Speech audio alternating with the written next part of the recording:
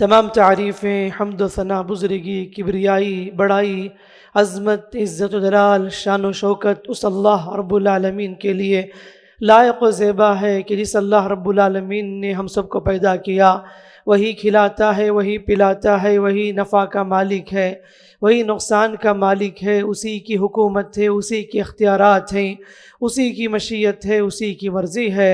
ہم سب اس کے محتاج ہیں، وہ کسی کا بھی محتاج نہیں۔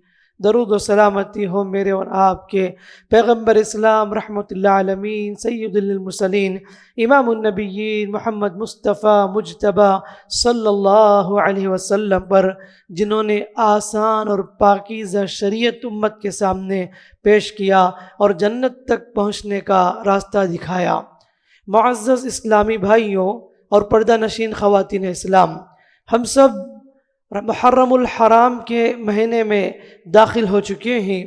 محرم کا مہینہ اسلامی کیلنڈر کے لحاظ سے پہلا مہینہ ہے، جس مہینے کے بارے میں اللہ کے نبی صلی اللہ علیہ وسلم نے فرمایا افضل الصیام بعد رمضان شہر اللہ المحرم، کہ رمضان کے بعد اگر افضل روزے اگر کوئی ہیں تو وہ محرم کے روزے ہیں۔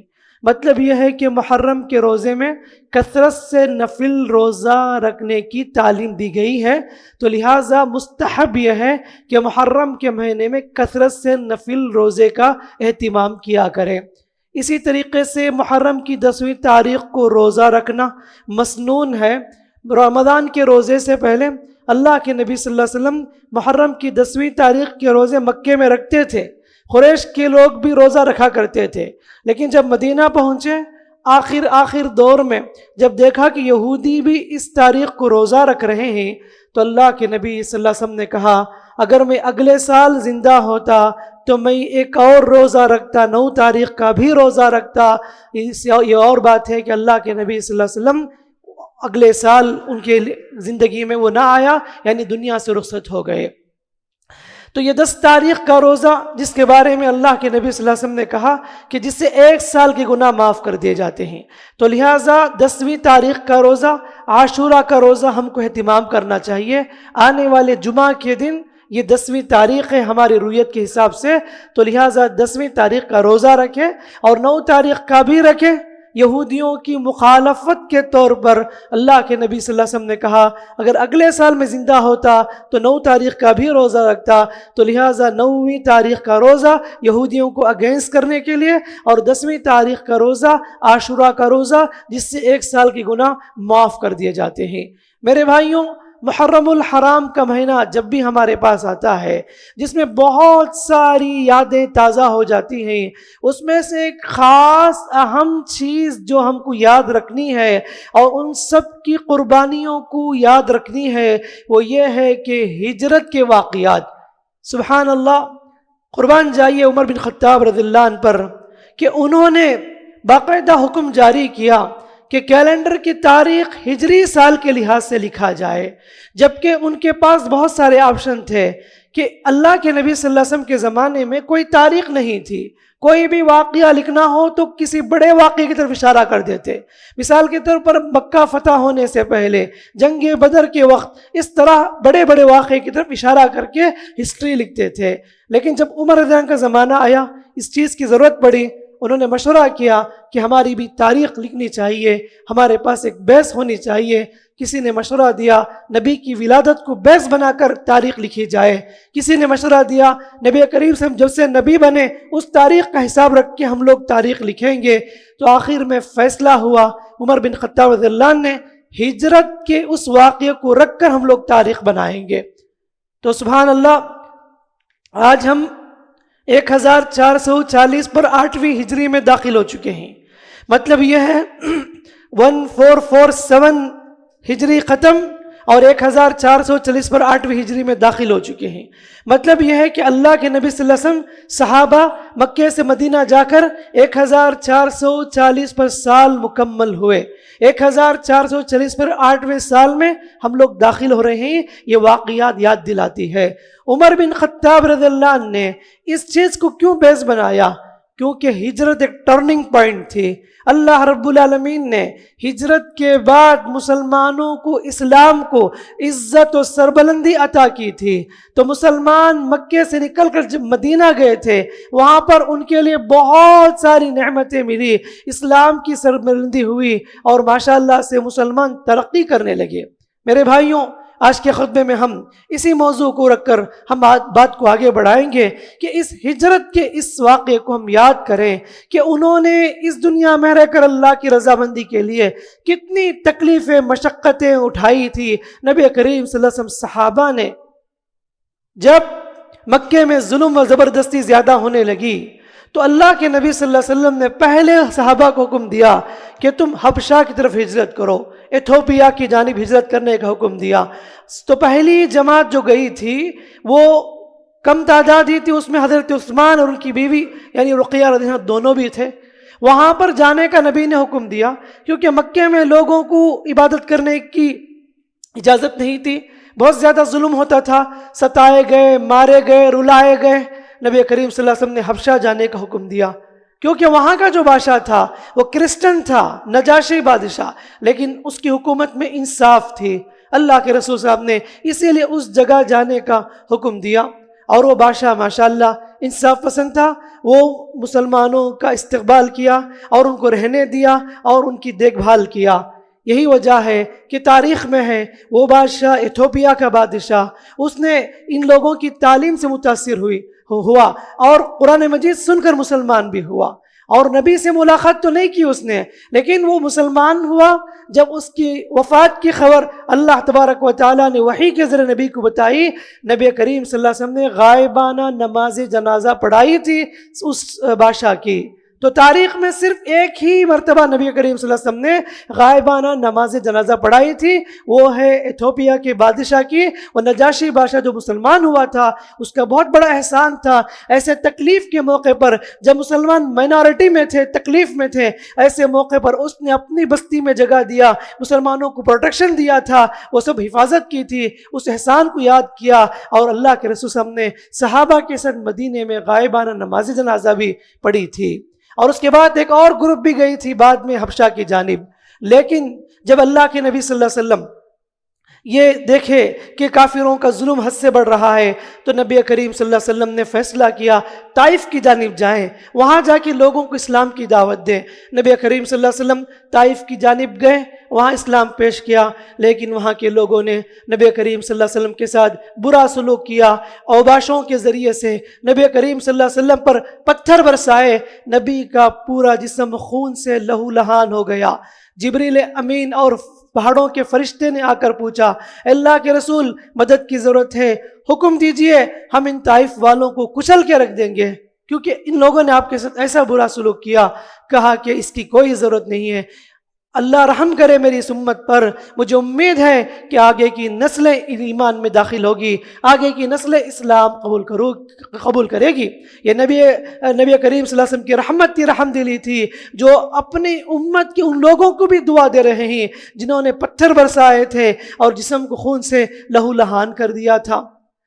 اور ایسے موقع پر ایک اور نبی کی زندگی میں جو انسیڈنٹ تھی، جو بہت بڑا جو نا غم، حضرت خدیجہ کا بھی انتقال ہو چکا تھا، اور وہ بیوی جو ہر وقت ساتھ دیتی تھی، تسلی کے کلمات دیتی تھی نبی کریم صلی اللہ علیہ وسلم کو، وہ بیوی بھی رخصت ہو گئی۔ اور اس کے بعد نبی کے چچا ابو طالب کا بھی انتقال ہو گیا۔ جب تک ابو طالب تھے کافر لوگ کچھ بھی نہیں کر سکتے تھے نبی کریم صلی اللہ علیہ وسلم، کچھ بھی برا بلا نہیں کہتے تھے، اور ڈر تھا ابو طالب کا کہ ان کا چچا زندہ ہے، اگر وہ ہیں تو ہم کچھ بھی نہیں کر سکتے۔ اب یہ بھی چلے گئے دنیا سے، بیوی کا بھی انتقال ہو گیا۔ پھر ایک اور غم، طائف کے واقعے سے بہت بڑا صدمہ نبی کو پہنچا۔ ایسے موقع پر اللہ تعالیٰ نبی کو تسلی دلانے کے لیے معراج کا سفر کرایا، معراج کا سفر کرایا۔ اللہ کے نبی صلی اللہ علیہ وسلم ایک ہی رات میں 7 آسمان کا سفر کیے، اللہ سے گفتگو کیے، اور اسی معراج کے سفر میں نماز کی شکل میں اللہ تبارک و تعالیٰ نے ایک تحفہ عنایت کیا، جو الحمدللہ ہم سب نماز کی پابندی کرتے ہیں، یہ معراج کا تحفہ ہے۔ نبی کریم صلی اللہ علیہ وسلم واپس آئے، لوگوں کو سمجھایا، لوگ ہنسنے لگے، مذاق اڑانے لگے، ماننے والے مانے، اعتماد کرنے والے کیے، اور کمزور لوگ اس چیز کا انکار کرنے لگے. کیسے ممکن ہے کہ ایک ہی رات میں اس طرح کا سفر ہو؟ بہرحال اللہ کے نبی صلی اللہ علیہ وسلم نے جب دیکھا کہ یہ کافروں کا ظلم بڑھتا جا رہا ہے اور یہ لوگ مار رہے ہیں، تو نبی کریم صلی اللہ علیہ وسلم نے فیصلہ کیا. اللہ تعالیٰ نے بتا دیا نبی کو مدینے کی جگہ کہ تمہاری یہ ہجرت کی جگہ ہے. تو اللہ کے رسول نے اس وقت مدینے سے آئے ہوئے حج کے موسم میں جو آئے ہوئے لوگ تھے، انصاری لوگ، ان سے ملاقات کی. وہاں پر 6 لوگ کے قریب مسلمان ہوئے. پھر اگلے سال جب یہ لوگ گروپ کی شکل میں آئے تو انہوں نے کہا اللہ کے رسول آپ ہماری بستی میں آ جائیے، آپ ہماری بستی میں آ جائیے، ہم آپ کو اپنے بچوں کی طرح دیکھ لیں گے، ہم آپ کی پوری حفاظت کریں گے. اللہ کے نبی صلی اللہ علیہ وسلم سے انہوں نے وعدہ کیا تھا اور اللہ کے رسول صلی اللہ علیہ وسلم نے ان سے وعدہ کیا کہ ٹھیک ہے ہم تمہارے پاس آئیں گے. اور اللہ کے رسول نے صحابہ کو حکم دیا اب ایتھوپیا نہیں بلکہ تم مدینہ کی جانب رخ کرو. سبحان اللہ، ایک ایک کر کے صحابی مدینہ کی جانب رخ کرنے لگے. ہجرت کے بہت سارے واقعات تھے صحابہ کے، کوئی چھپ چھپ کر جا رہا تھا، کوئی کھل کر جا رہا تھا. عمر بن خطاب رضی اللہ عنہ جیسے شخص، سبحان اللہ، وہ اتنے دلیر ہمت والے، انہوں نے اسلام قبول کیا اور ہجرت کرتے وقت بھی انہوں نے کیا کہا کہ لوگوں سنو، سارے مکے والے سن لو کہ میں کل صبح مدینہ ہجرت کرنے والا ہوں. اگر کسی کے اندر ہمت ہے، دم ہے، مجھے روک کر بتائے. جو چاہتی ہے کہ جو آدمی چاہتا ہے کہ اس کی عورت بیوہ بن جائے، جو عورت چاہتی ہے کہ وہ اپنے بیٹے کو کھو دے تو وہ اپنے بیٹے کو بھیج کر دکھا، اگر اسے روک کر دکھا. کسی کو ہمت نہیں تھے تو وہ دلیر شخصیت. ایسے نہیں کہا نبی کریم صلی اللہ علیہ وسلم نے عمر بن خطاب کے بارے میں جس گلی میں عمر گزرے شیطان بھی وہاں سے بھاگ جاتا ہے. تو عمر بن خطاب رضی اللہ عنہ سب کو اعلان کرتے ہوئے مدینے کی طرف ہجرت کرنے لگے. اور مصعب بن عمر جو وہاں پر مدینے میں جا کر انہوں نے بھی لوگوں کو اسلام کی تبلیغ کی. اس کے بعد دیکھیے نام آتا ہے ابو سلمہ کا. ابو سلمہ جب جانے لگے تو لوگوں نے کہا کہ تم جاؤ، تمہاری بیوی سلمہ کو نہیں لے جا سکتے. تو کہا کہ وہ تو میری بیوی ہے. کہا کہ نہیں، ہرگز ہم نہیں بھیج سکتے. سلمہ تڑپ گئی، ترس گئی، لیکن ان کے گھر والے بھیجنے کو تیار نہیں تھے. ہاتھ کا بچہ بھی تھا. ابو سلمہ اللہ کی رضامندی کی خاطر مکے سے مدینہ کی جانب اکیلے ہجرت کر جاتے ہیں. بعد میں سلمہ کو 1 سال کے بعد لوگوں نے ان کو بھی روانہ کر دیا مدینے کی جانب. اس طرح لمبی داستان ہے میرے بھائیوں. ہجرت کی بہت تکلیف پڑھ کر مسلمان وہاں سے نکلے. اللہ کے نبی صلی اللہ علیہ وسلم بھی ہجرت کیے تھے. اللہ کے نبی صلی اللہ علیہ وسلم کے پاس ابوبکر صدیق رضی اللہ عنہ نے پوچھا اللہ کے رسول میں بھی ہجرت کرنا چاہتا ہوں. تو کہا کہ ابوبکر انتظار کرو، تم میرے ساتھ ہجرت کرو گے. بہت خوش ہو گئے کہ اللہ کے رسول آپ کے ساتھ میری ہجرت ہے. تو کہا ہاں. تو ساری ترتیب نبی کریم صلی اللہ علیہ وسلم نے ابوبکر صدیق کو بتا دی. جبکہ ادھر قریش کے لوگ میٹنگ کر رہے تھے دارالندوہ میں کہ دیکھا کہ مسلمان ایک ایک کر کے مکہ سے مدینہ مائگریٹ کر رہے ہیں، اگر سارے لوگ چلے جائیں گے ان کی طاقت بڑھ جائے گی، اس لیے اب وقت ہے محمد صلی اللہ علیہ وسلم کو ہم قتل کر دیں گے. تو میٹنگ کیے اور اس مشورے میں حاضر ہونے والا شیطان بھی، ابلیس بھی تھا. آیا، وہ آ کر انسان کی شکل میں آیا. کہا کہ قریش نے پوچھا کہ تم کون ہو؟ تو کہا کہ میں شیخ نجد ہوں. اچھا، تو کیا بات کر رہے ہو؟ تو انہوں نے کہا کہ ہم اس محمد کے قتل کی بات کر رہے ہیں. تو اس نے کہا کہ کام کرو، ہر خاندان میں سے ایک ایک آدمی کو سلیکٹ کر لو، سارے لوگ مل کر گھر کا گھیراؤ کر لو، صبح نکلے تو اس پر ٹوٹ پڑو، اسے ختم کر دو، اور ان کے گھر والے کن کن سے بدلا لیں گے. تو مشورہ اچھا لگا، تو نے بہت اچھا مشورہ دیا. نبی کریم صلی اللہ علیہ وسلم نے کہا کہ ابلیس نے میرے قتل کا مشورہ دیا. اور اس کے بعد یہ قریش کے لوگ تلوار لے کر نبی کریم صلی اللہ علیہ وسلم کے گھر کے اطراف رات چکر لگانے لگے، گھیر لیے. اللہ کے نبی صلی اللہ علیہ وسلم نے پوری پلاننگ کر لی تھی ہجرت کے لیے. ابوبکر صدیق رضی اللہ عنہ کو سمجھا دیا تھا. اللہ کے رسول صلی اللہ علیہ وسلم نے حضرت علی سے کہا کہ اے علی، میں رات کے اندھیرے میں نکلنے والا ہوں، تم میرے بستر پر سو جانا. اور اس وقت دیکھیے سبحان اللہ، یہ لوگ دشمن تھے نبی کے، کفار قریش، لیکن وہ امانت نبی کے پاس لا کر رکھتے تھے، کیونکہ نبی کریم صلی اللہ علیہ وسلم امین اور صادق کے لقب سے مشہور تھے. تو نبی کریم صلی اللہ علیہ وسلم نے حضرت علی سے کہا کہ ساری امانت کی چیزیں فلاں فلاں کی ہے، تم ادا کر کے تم بھی بعد میں مدینہ واپس آ جانا. نبی نے حضرت علی کو اپنے بستر میں سلا دیا. یہاں تک کہ سبحان اللہ دیکھیے نبی کریم صلی اللہ علیہ وسلم کی پلاننگ یہی ہوتی ہے تدبیر اختیار کرنا، اسباب اختیار کرنا۔ نبی کریم صلی اللہ علیہ وسلم نے ابوبکر صدیق رضی اللہ عنہ کو کہہ دیا تھا کہ فلاں جگہ ہمیں جانا ہے اور سواری تیار کر لو، یہ ساری چیزیں ان کو سمجھا دیے تھے۔ اللہ کے نبی صلی اللہ علیہ وسلم کو اللہ پر توکل تھا کہ اللہ تعالیٰ حفاظت کرنے والا ہے۔ سورہ یاسین کی آیت پڑھے، ایک مٹھی بھر مٹی لے کر بس ان کے سامنے اس کو پھینک دیا اور سورہ یاسین کی آیت پڑھتے ہوئے نکل گئے۔ اللہ تعالیٰ نے ان سارے کافروں کی نگاہوں کو تھوڑی دیر کے لیے بلائنڈ کر دیا اور ان پر اندھیرا چھا گئی تھی۔ ان کے درمیان سے نبی کریم صلی اللہ علیہ وسلم نکل کر آگے بڑھ گئے، یہاں تک کہ اللہ کے نبی صلی اللہ علیہ وسلم اور ابو بکر دونوں آگے بڑھے، اور ادھر قریش کے لوگ سمجھ رہے تھے کہ نبی کریم صلی اللہ علیہ وسلم ابھی بستر میں لیٹے ہوئے ہیں۔ یہاں تک کہ فجر کا وقت ہوا کہ انہوں نے دیکھا کہ نبی نکلیں گے لیکن کوئی بھی حرکت نہیں تھی۔ اندر گھس کے جب انہوں نے دیکھا تو بستر پر علی رضی اللہ عنہ نہیں، ان کو مارا پیٹا گھسیٹا، پوچھا کہاں ہے وہ محمد؟ تو نے کہا کہ مجھے اس کا علم نہیں ہے، مجھے اس کی خبر نہیں ہے۔ انہوں نے صاف انکار کر دیا، دوڑے دوڑے آئے، ڈھونڈنے لگے ادھر ادھر۔ سبحان اللہ، ابو بکر صدیق رضی اللہ عنہ نے پہلے سے پلان کی تھی تو اللہ کے رسول کو لے کر غار ثور کی جانب آگے بڑھے۔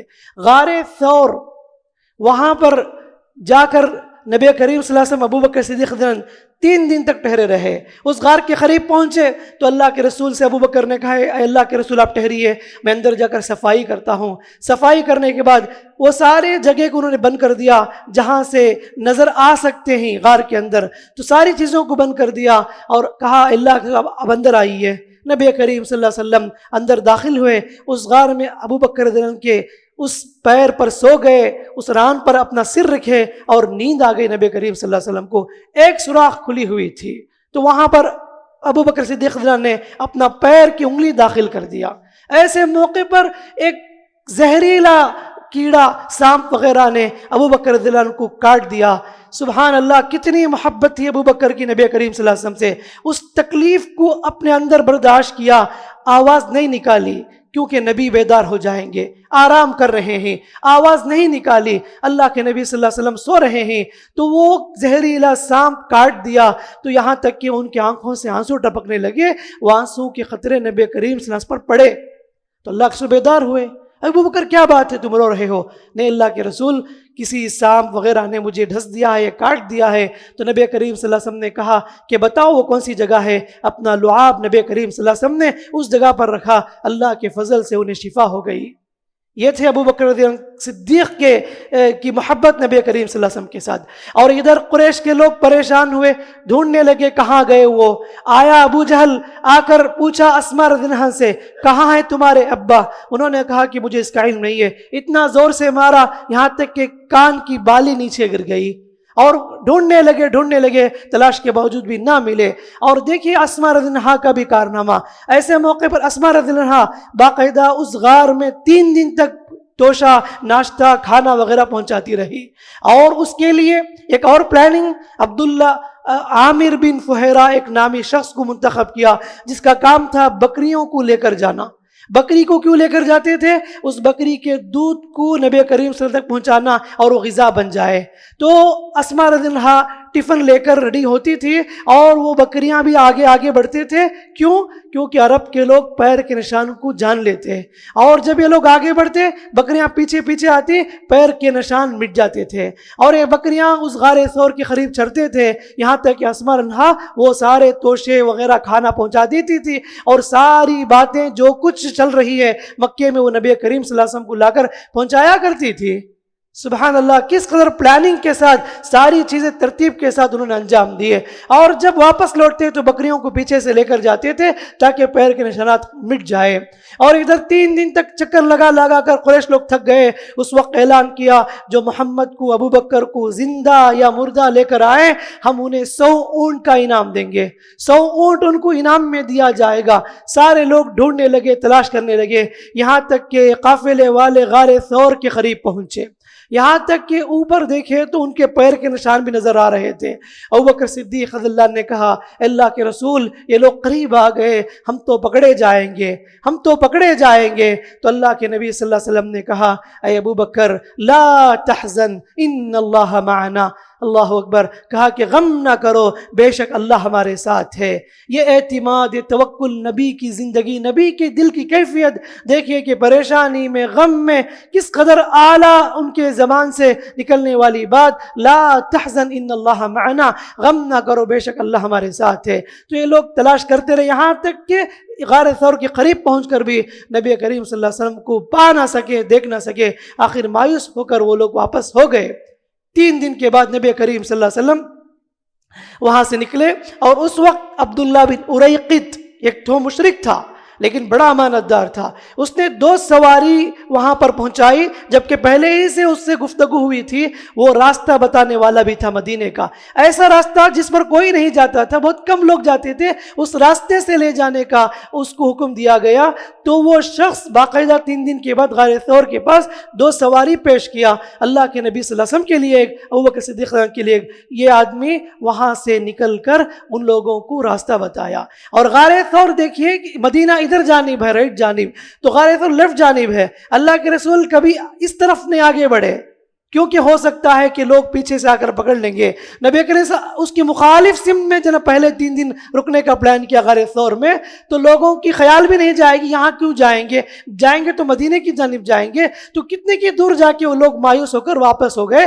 3 دن کے بعد نبی کریم صلی اللہ علیہ وسلم ابوبکر صدیق رضی اللہ عنہ وہاں سے نکل کر آہستہ آہستہ نکلتے ہوئے مدینے کی جانب رخ کرنے لگے۔